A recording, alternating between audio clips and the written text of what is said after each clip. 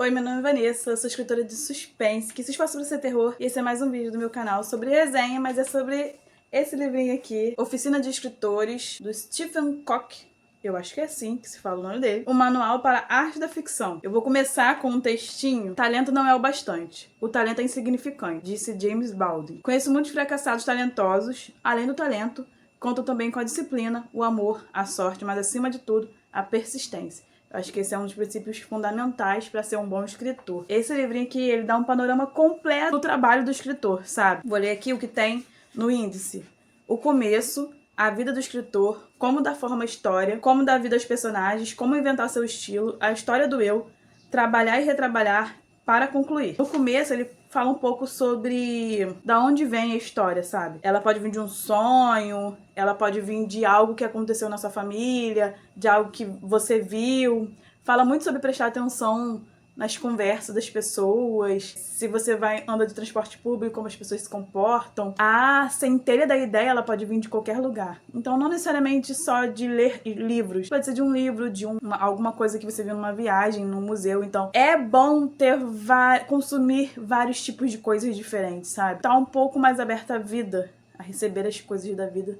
Porque isso pode te dar ideias, sabe? Te dar soluções, isso é muito bom. Na parte de como dar forma à história, tem algumas perguntinhas que eu marquei aqui. Eu escrevi no caderno que eu estou organizando uma história para dar vida, né, à narrativa.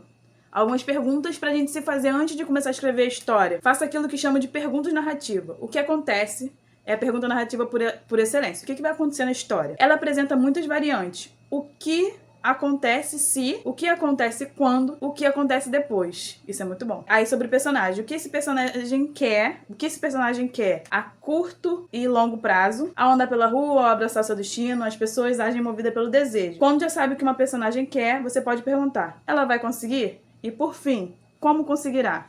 Ou, por outra, por que não conseguirá? Esse trio de perguntas interrelacionadas é uma ferramenta poderosa e confiável para a narrativa. Faça as perguntas direito e ela invariavelmente produzirão uma espécie de história. Isso é muito bom para você começar a organizar a história na sua mente e passar para o papel, sabe? Sobre a ambientação também, é a mesma linha de raciocínio. É possível interrogar a ambientação exatamente do mesmo modo. A grande pergunta não narrativa ligada à ambientação é: como é esse lugar? Trata-se de uma pergunta perfeitamente sensata. E você, sem dúvida, vai querer respondê-la. Mais ou menos que esteja escrevendo um livro de viagem, ela nunca vai levá-la onde você precisa. Aí você pode perguntar: quem vive nesse lugar? Quem quer ir para esse lugar? Quem quer ir embora desse lugar? Por quê? Agora você pode dizer como esse lugar é no contexto das pessoas e seus desejos. Agora a sua habitação tem vida. E você pode perguntar: o que essas pessoas querem? Elas vão conseguir? Como conseguirão? Por que não conseguirão? Aí você está exercendo o ofício de escritor. Essas perguntinhas já são a base para você montar o enredo da sua história, sabe? Personagem, ambiente e o que vai acontecer também, né? Fala um pouco sobre plausibilidade de ser verossímil ou não inverossímil. O contador de história precisa ser especialista no implausível. A ficção é feita, dependendo de como você os defina, de acontecimentos excepcionais. Você não vai ficar lendo a história de uma pessoa que acorda, vai num trabalho chato no computador, depois vai pro mercado, vai pra casa, lava a louça, janta e vai dormir todo dia. Não. A pessoa pode ter até uma vida chata, assim, mas ela vai sofrer um acidente, ela vai encontrar o amor da vida dela que é difícil de conseguir, sei lá, por mil motivos, tá morto, sei lá, qualquer coisa. Tá casado, ou ela vai pra um mundo diferente, uma ficção científica, ou ela começa a ver fantasma, ou a mãe morre, alguma coisa vai acontecer. Vida comum, toda hora a mesma coisa, isso não é uma história.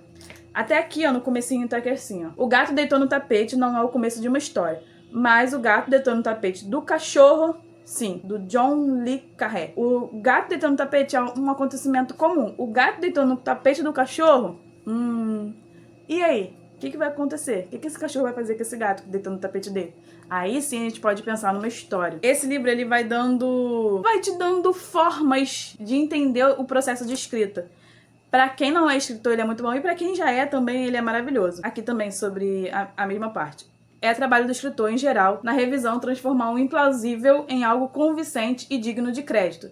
Algo que não aconteceria na vida real, na história tá fazendo sentido e o leitor ler aquilo ali acreditando naquilo ali, sabe? E depois de ter feito isso, deve torná-lo inevitável. É inevitável que aquilo ali aconteça. Aí sobre versões, né, sobre o final do livro também, você não sabe o que está dizendo até chegar ao final. Você precisa pelo menos chegar até o final do livro para saber do que se trata o seu livro. Aí no finalzinho tem algumas dicas sobre primeira versão, que momento você entregar o seu livro para outra pessoa, sabe? Você vai terminar de escrever, você vai dar um tempo. Isso não é dica só desse livro. O King também falava isso.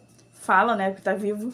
Você vai dar um tempo, você vai reescrever seu livro. Quando você achar que ele tá perfeito, você entrega pros primeiros leitores. Os primeiros leitores aqui no Brasil a gente chama de leitor beta. Não sei se fora a gente chama de... A galera chama assim também. Mas pros seus amigos, né, que tem algum envolvimento com leitura. Mas quando você achar que o seu livro tá bom, você entrega. Que a pessoa vai te mostrar o que não tá bom e você aceita. Ou não também, mas tem que entregar o livro para as pessoas que vão ler e analisar com um pensamento aberto de, cara, vão mostrar o defeito que eu não consigo enxergar mais. Eu só mando meus livros pros meus amigos, assim, mais próximo, aquela primeira versão, quando eu não vejo mais defeito nenhum na história em si. Não tô falando de erro de português, tô falando da história. As coisas que o personagem tá fazendo tá certa, o arco narrativo tá correto, tá tendo um final adequado, o enredo tá legal, quando eu acho que tá tudo amarradinho, aí eu mando que eles vão me mostrar as outras coisas que eu não consigo enxergar mais, sabe? Aí ele deu uma dica legal aqui pra fazer, você terminou de escrever a primeira versão do seu livro. Eu nunca tinha lido essa dica, né? Terminou de escrever a primeira versão do seu livro todo, aquela que tá ruim, tá podre ainda. Você vai escrever uma sinopse ali. Tem muita gente que fala pra você escrever uma sinopse antes de você começar a escrever o livro pra você planejar. Mas aqui ele fala, você escreve sua primeira versão, depois você escreve uma sinopse. E essa sinopse, você escreve várias sinopses até você encontrar uma que faça mais sentido. Aí, se ela fizer mais sentido do que tá no seu livro, você começa a mudar o seu livro. Outra coisa que ele fala pra você reescrever tudo. Isso eu não faço. Isso eu falei, duvidei, eu não vou fazer isso. Você escreveu aquela primeira versão que geralmente é muito ruim. Geralmente, eu não vou falar de todo mundo. Tem gente que demora 5 anos pra escrever um livro e aí já sai o livro pronto, né? Mas geralmente a primeira versão é ruim. Então, quando você vai escrever a segunda versão, é se escrever do começo, talvez com os dois arquivos abertos, não sei. Eu não faço isso, eu faço uma cópia e vou reescrevendo em cima da cópia o que eu acho que tem que mudar. Aí eu fiz uma coisa que ele falou, melhor você ler o mais rápido possível. E não muda nada, vai marcando assim, bom, ruim, excluir, tá péssimo, podre, tá mais ou menos. Geralmente tá ruim, pra mais ou menos, bom algumas partes. Lê essa parte o mais rápido possível e só marca isso, não muda nada. Depois você vem arrumando o que você quiser. Você pode dividir, primeiro arrumar os diálogos, depois arrumar o enredo. Melhor você arrumar o enredo, depois os diálogos, algumas coisas dos personagens. Esse personagem tá coerente, esse personagem tá coerente. Esse arco tá fechando direitinho. Então ele dá essas dicas aqui também.